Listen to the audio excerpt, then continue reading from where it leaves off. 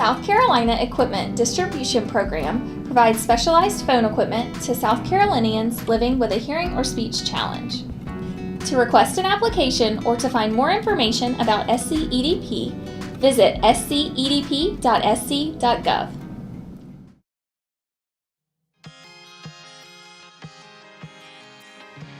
In this video, we will demonstrate how to use the different accessories with your alarm clock.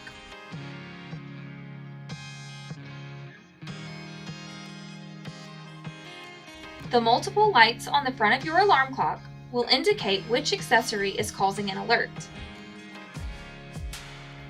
Plugging a phone line to the back of the unit will cause the phone icon to light up whenever you receive a call. Your doorbell being pressed will make the door icon light up. The mobile phone sensor can also be used for alerts. To be notified by a vibration, plug in the bed shaker. It will work with the alarm and any other accessory you may have, such as the doorbell or the mobile phone sensor. To stop the unit from alerting, press the top snooze button and all lights and sounds will stop. This concludes how to use accessories with the alarm clock.